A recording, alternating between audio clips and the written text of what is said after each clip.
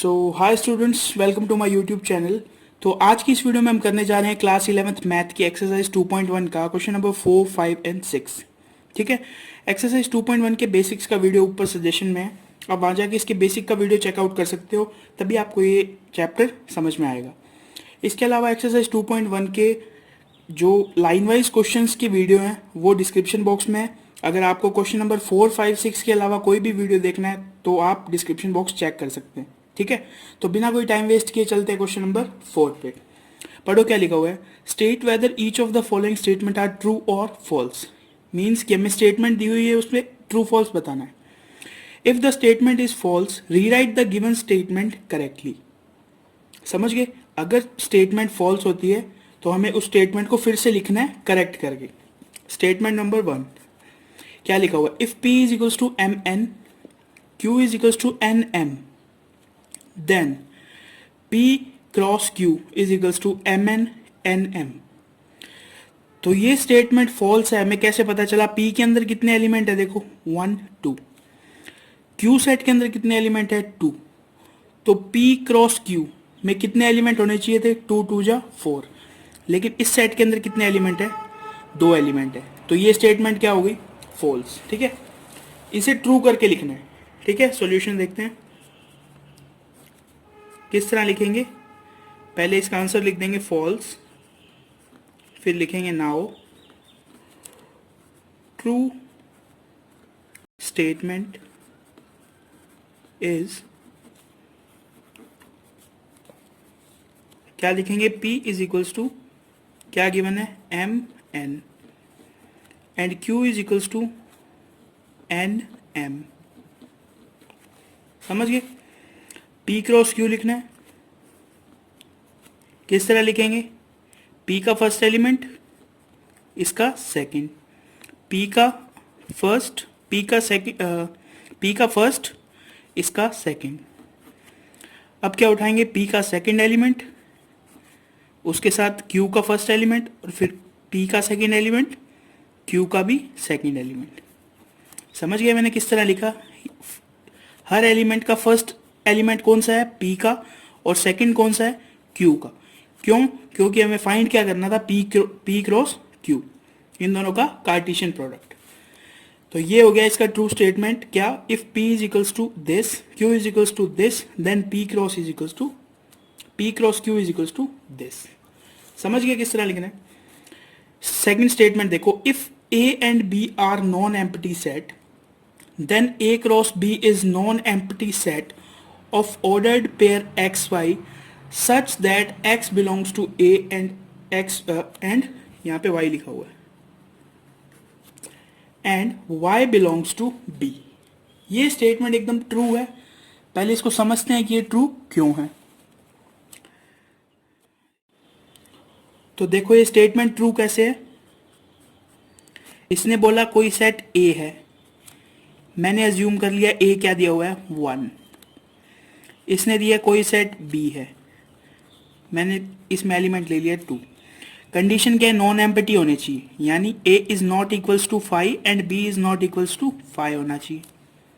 यही बोला है इसने, देखो सेकंड स्टेटमेंट में। अब हमें A क्रॉस B फाइंड करना है। तो A क्रॉस B के अंदर A की एलिमेंट होगा क्या? 1, 2,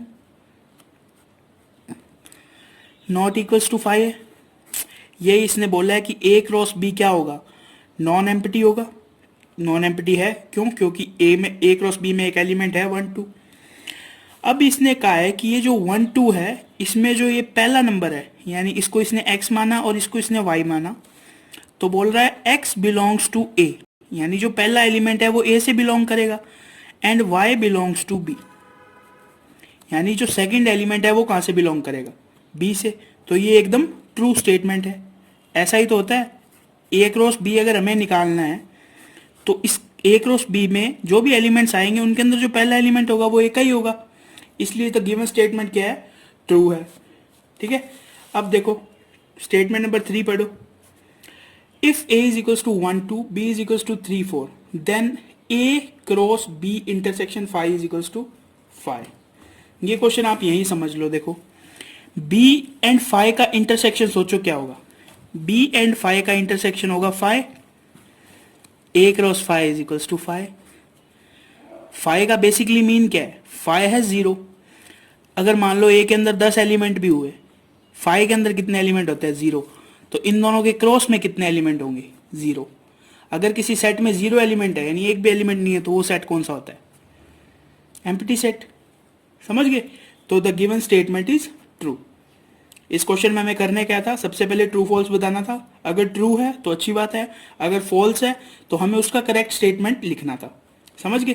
तो इसके अंदर जो फर्स्ट है वो सिर्फ फॉल्स आया, तो हमने इसका करेक्ट स्टेटमेंट लिख दिया। सेकंड एंड थर्ड दोनों ट्रू है। समझ गए। अब चलते हैं क्वेश्चन नंबर 5 पे।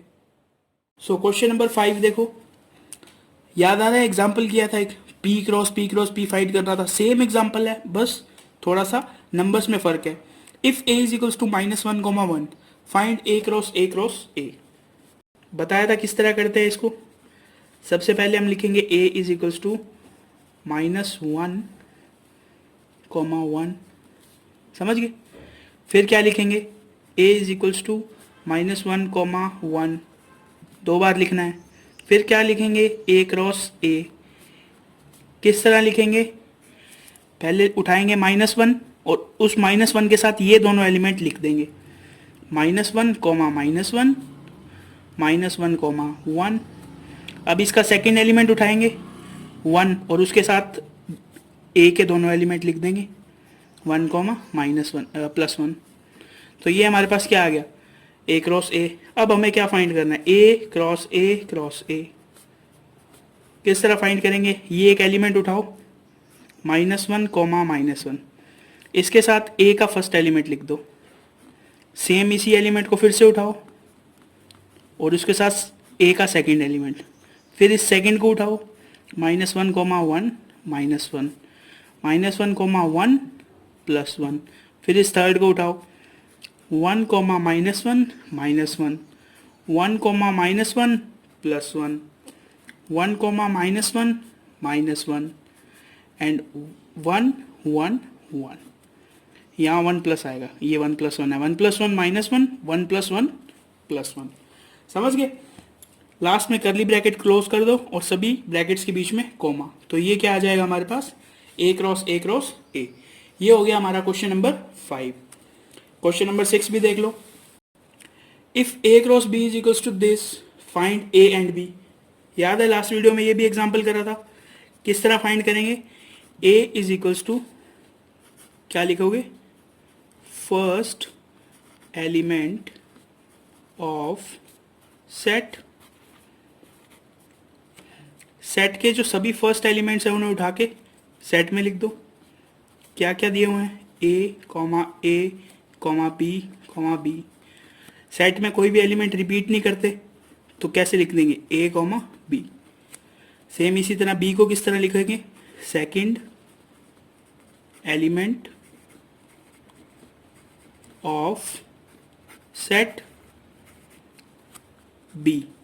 सेकेंड एलिमेंट देखो क्या बच गया, एक्स वाई। तो क्या लिख देंगे हम, एक्स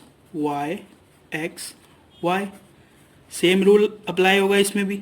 सेट के अंदर कोई एलिमेंट रिपीट नहीं होता, तो एक्स एक बार, वाई एक बार। क्या फाइंड करना था हमें, ए एंड बी फाइंड करना था। तो ए सेट में कौन कौन से एलिमेंट है, ए बी, और बी में कौन से हैं, एक्स वाई। समझ पा रहे हो। तो आज की वीडियो में बस इतना ही। इससे नेक्स्ट वीडियो में करेंगे इससे नेक्स्ट क्वेश्चन। तो अगर आपका कोई भी डाउट हो तो आप उसे कमेंट सेक्शन में पूछ सकते हैं। इसके अलावा वीडियो कैसी लगी ये भी बता सकते हैं। Thanks for watching.